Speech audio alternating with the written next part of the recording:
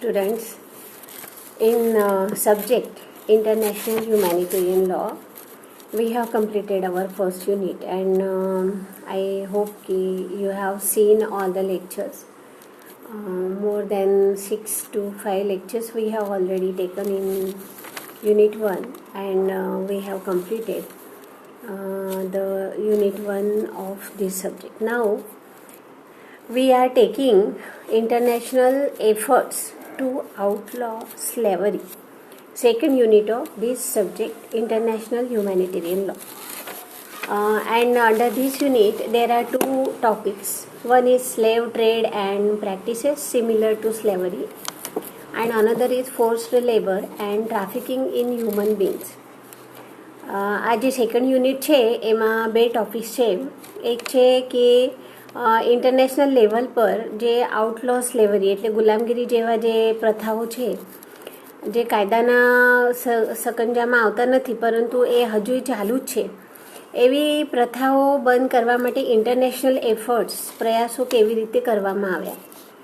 અને બીજું forced labour જેને આપણે બોન્ડેડ લેબર કહીએ છીએ કોન્સ્ટિટ્યુશનલ લોમાં. સાથે સાથે જે જમીનદારો પદ્ધતિ હતી ત્યારે આ પ્રકારની પદ્ધતિ અસ્તિત્વમાં હતી કે ખેડૂતોને બંધક બનાવી દેવામાં આવતા હતા. એટલે લિટરલી નોટ કન્ફિન્ડ બટ એમને વરસ આખાથી બાંધી લેવામાં આવતું હતું મજૂરીથી કે સાલાના તમને આટલું મળશે અને આટલું ધાન્ય મળશે, એટલા બદલામાં એમને કામ કરવું પડતું. અને સાથે સાથે એ લોકોને જે પણ લોન લેવાનું હોય કે પૈસાની જરૂર પડે ત્યારે જે લોકો ઉછીના પૈસા લેતા હતા તો એના અગેન્સ્ટમાં એ આખું ફેમિલીને બંધક એટલે ફોર્સ્ડ લેબર કરાવવામાં આવતું હતું. અને ત્રીજો પાર્ટ જે છે એ ટ્રાફિકિંગ ઇન હ્યુમન એટલે ઇલીગલ વેપાર કરવાનું હ્યુમનનું માનવી તસ્કરી આપણે જેને કહીએ કે એમને ઇલીગલી દેશની બહાર મોકલવાનું અથવા દેશમાં લેવા આવવાનું અને એમની પાસે અનૈતિક કામો કરાવવાના અથવા બીજા કામો પણ અનૈતિક રીતે કરાવવાના, જેવી કે જોબને ઓફર આપીને એમને લઈ જવાતું હોય બહારના દેશમાં અને પછી ત્યાં મજૂરી કરાવવાતા હોય, એમને ગોંધી રાખવામાં આવે, એમની પાસેથી પાસપોર્ટ લઈ લેવામાં આવે છે અને પછી એમને ખાવા પીવાની સગવડો નથી આપતા. આ પ્રકારનું જે છે that is illegal trafficking in human person. એવી જ રીતે આપણા દેશમાં ઘણીવાર બાંગ્લાદેશ, નેપાળ અને એવા ગરીબ દેશોમાંથી યુવતીઓને ફોસલાવીને લાવવામાં આવે છે કે તમને ત્યાં ભારતમાં સારો જોબ આપવામાં આવશે અને ઘરગુતી પદ્ધતિથી તમને રાખવામાં આવશે ને પછી અહીંયા લાવીને એમની પાસે દેહ વ્યાપાર કરાવવામાં આવે છે. તો આ જે વસ્તુ છે એ જે ઘણીવાર કાયદાના સકંજામાં આવતી નથી હતી. એક તો બે વસ્તુ હતી કે બોન્ડેડ લેબર માટે, ફોર્સ્ડ લેબર માટે આપણા જૂના જે કસ્ટમ્સ અને ટ્રેડિશન્સ હતા એ પણ જવાબદાર હતા. આપણા દેશમાં છે એવી જ રીતે બીજા દેશોમાં પણ એ અસ્તિત્વમાં હતું. આવી જ રીતે ગુલામગીરી જેને આપણે કહીએ છીએ, આપણે પોતે આખા દેશે ગુલામગીરી અનુભવી છે બ્રિટિશના કાળમાં. ત્યારે ગુલામગીરીના દૂષણ એ ખાલી ભારતમાં નહીં તો ભારતની બહાર પણ છે, આફ્રિકન કન્ટ્રીઝમાં તો હજુ પણ ચાલુ છે. ત્યારે ઇન્ટરનેશનલ લેવલ પર કેવા પ્રકારના પ્રયાસો કરવામાં આવ્યા અને કયા કન્વેન્શન્સ, કયા લોઝ, એમાં જે પ્રોવિઝન્સ છે, લીગલ પ્રોવિઝન્સ કેવી રીતે પ્રોટેક્શન કરવામાં આવ્યું છે એ આજે આપણે જોઈશું. તો સેકન્ડ યુનિટ જે છે ઇન્ટરનેશનલ હ્યુમેનિટેરિયન લોનું એ છે ઇન્ટરનેશનલ એફર્ટ્સ ટુ આઉટલો સ્લેવરી. ગુલામગીરીને બંધ કરવા માટે જે એફર્ટ્સ લેવામાં આવ્યા એ, અને એના અંડરમાં આપણે બે ટોપિક્સ ભણવાના છે, slave trade and practices similar to slavery and forced labour and trafficking in human beings. તો આ બે વસ્તુ આજે આપણે જોઈશું. તો સ્લેવરી એટલે ગુલામગીરી. તો સૌથી પહેલાં આપણે એના માટે જોઈશું કે slavery that has been in practice throughout the ages in some forms or the other form as a blot on humanity. એક પ્રકારનું કલંક જેવું છે. So in ancient days, slavery could mean the total dominance and personal control by the master, but presently it is limited to the economic age. the beginning and of 19th century, then there were certain customary laws which also support to such slavery in another form, that there was no word used as slavery in traffic or traffic in slaves, but it was like exporting and importing of the human beings in the name of certain international agreements. Even when there was First World War, the Britishers also, who were at that time ruling on India, they have sent many of the soldiers and such armed forces and other supporting staff out of the country in the name of necessity of the war. And that was there was no any legal provision to protest such provisions or such actions taken by the rulers. So in 20th century it has been deprecated by worldwide, but the Universal Declaration on Human Rights that denounced slavery under Article 4 by stating that no one shall be held in slavery or securities or servitudes. એટલે United નેશન્સની જે declaration છે human રાઇટ્સનું, એમાં article 4માં ચોખ્ખું કહેવામાં આવ્યું છે કે હવેથી ગુલામગીરી અથવા ગુલામી પ્રથા અથવા જે જૂના કાળમાં બંધક બનાવવાની પ્રથા હતી અથવા નોકર તરીકે રાખવાનું હતું લાઈફ ટાઈમ, એ બધી પ્રથાઓને હવે યુનાઇટેડ ડિક્લેરેશન સપોર્ટ કરતો નથી અને એ હ્યુમન રાઇટ્સના અગેન્સ્ટમાં છે. હવે યુનાઇટેડ નેશન્સના જે ડિક્લેરેશન છે એના અનુસંધાને આપણે પણ હ્યુમન રાઇટ એક્ટ પાસ કર્યું છે અને દરેક દેશ માટે એ જરૂરી છે કે એ પોતપોતાના દેશમાં આવા ઇન્ટરનેશનલ નોર્મ્સને પણ આવરી લે, જેથી કરીને હ્યુમન રાઇટ્સ પ્રિઝર્વ થાય. Right?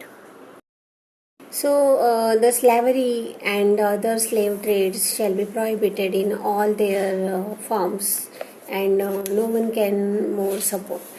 So, under the auspices of the League of Nations, જ્યારે League of Nations International Slavery Convention લીધું સૌથી પહેલાં, that International Slavery Convention was adopted on September 25 of 1926, which defined slavery under Article 1, Para 1 of the United Declaration, that the status or condition of a person over whom any or all of the powers attaching to the right of ownership was exercised.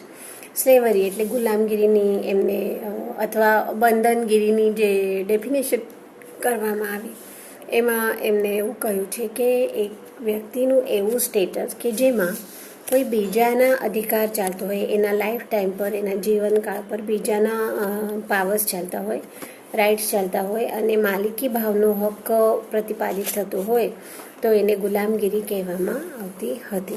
હું ફરીથી repeat કરું છું definition, જેથી તમને ખ્યાલ આવે.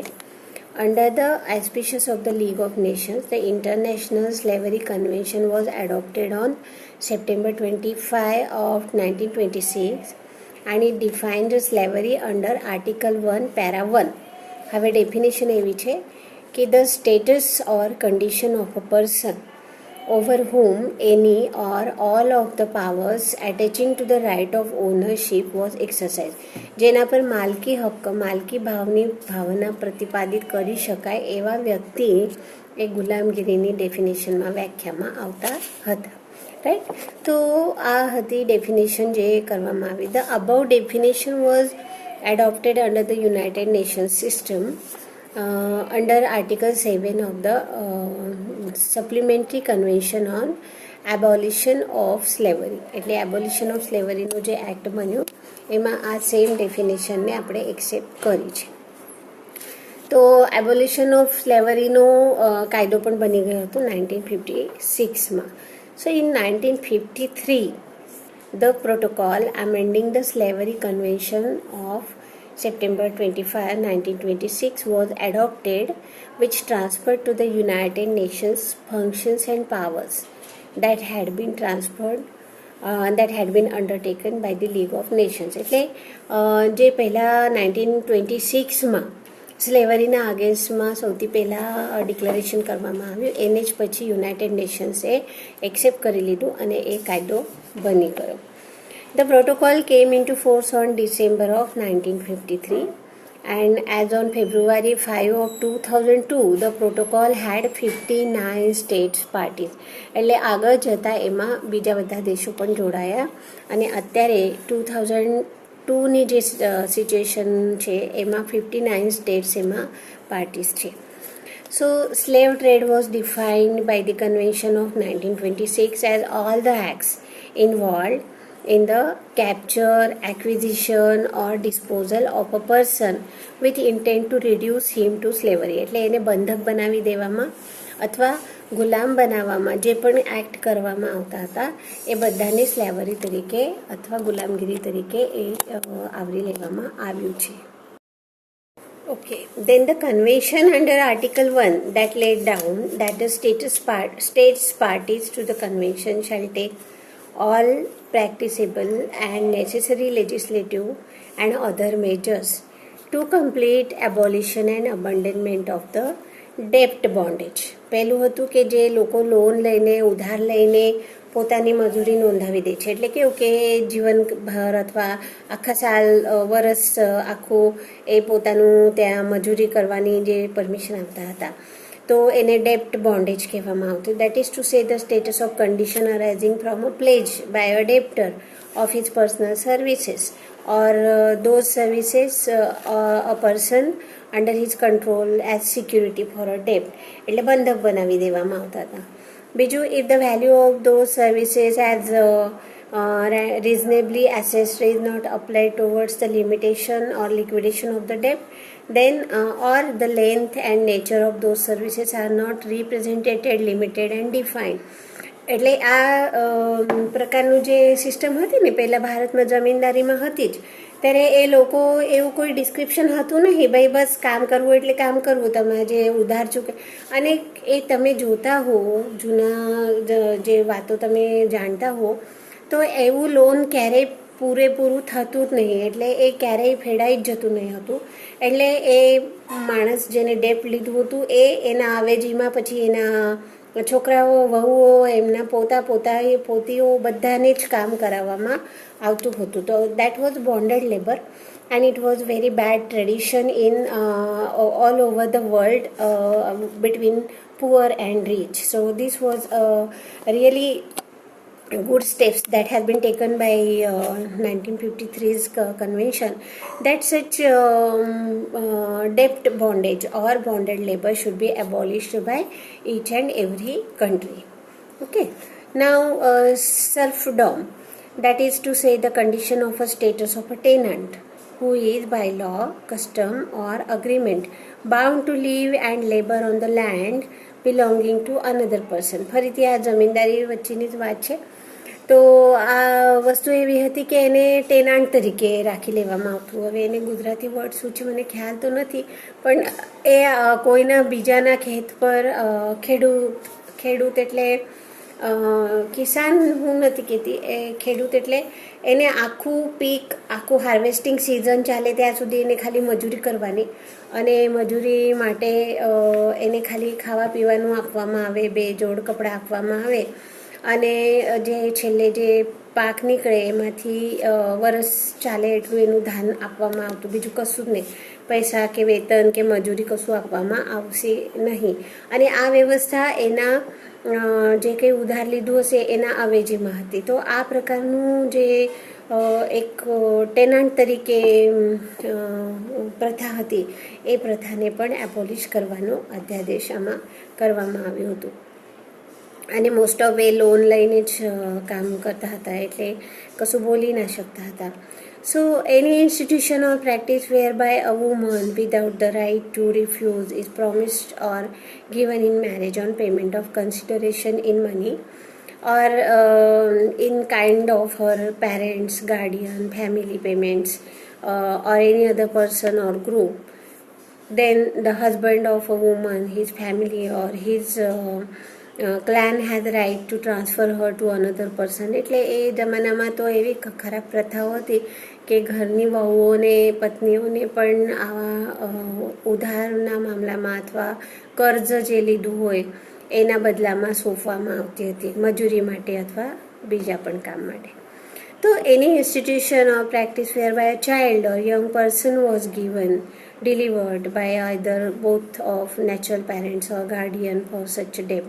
So all these traditions should be abolished, and slavery or slavery in any other forms that should be abolished by the states. આવું આ કન્વેન્શનમાં કહેવામાં આવ્યું. Then Article 3 laid down that the act of conveying or attempting to convey slaves from one country to another country or whether means of transport shall be a criminal offence, and that should be abolished by the states by law.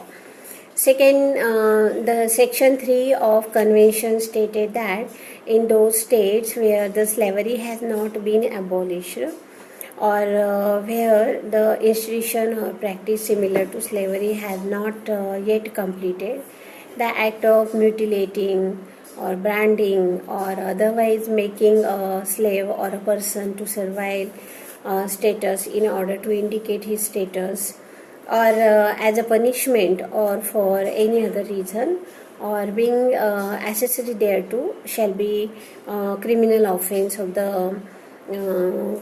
state, and such person convicted thereof shall be liable to punishment. તો શોર્ટમાં આપણે જોઈશું તો આ convention જે છે એ ગુલામગીરી અથવા આવું બંધક મજૂરીના અગેન્સ્ટમાં પગલાં લેવા માટે દરેક સ્ટેટને ફોર્સ કરે છે.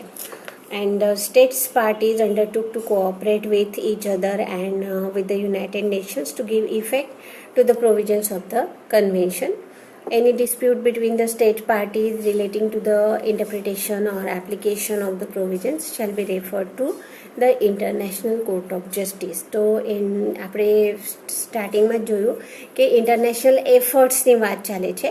તો જે પણ સ્ટેટ પાર્ટીઝ છે એ જો આવું એબોલિશ કરવામાં ફેલ જાય અથવા એવી પ્રેક્ટિસ એના દેશમાં ચાલતી હશે તો એ ડિસ્પ્યુટ ઇન્ટરનેશનલ કોર્ટ ઓફ જસ્ટિસમાં ચલાવવામાં આવશે અને ત્યારે જે કંઈ પનિશમેન્ટ થશે અથવા એને એક્ઝાઇલ કરવામાં આવશે. It is also noted that the slavery and the slave trade is also prohibited under Article 8 of the Covenant on Civil and Political Rights forever. Despite of these prohibitions in Slavery Convention and ICPR, that is International Protocol on the such bonded labors, slavery and slavery-like practices still exist in many part of the countries, many part of the world, and the prohibition of slavery has become a rule of customary international law, but the slavery has not been abolished totally in another form. So the states are urged to take immediate measures as a matter of priority to end such practices which constitute flagrant violations of the human rights. If you know about the Indian culture, then you can still find out that there are certain states where in rural areas such slavery or forced labor still existing, right? તો ગુલામગીરીના નાબૂદી માટે international level પર જે efforts કરવામાં આવ્યા છે એમાં આ કન્વેન્શન મોખરે છે અને એ કન્વેન્શનના અંડરમાં દરેક સ્ટેટ પાર્ટીને પોતે એવા પગલાં લેવામાં જરૂરી છે કે જે સ્લેવરી અને બોન્ડેડ લેબરની પ્રથાને નાબૂદ કરે. તો આવી રીતે આપણે સ્લેવરી અને સ્લેવરી ઇન એની ફોર્મ માટેનું જોયું. હવે નેક્સ્ટ લેક્ચરમાં આપણે ફોર્સ્ડ લેબર અને ટ્રાફિકિંગ ઇન હ્યુમન માટેનું પણ સમજી લઈશું.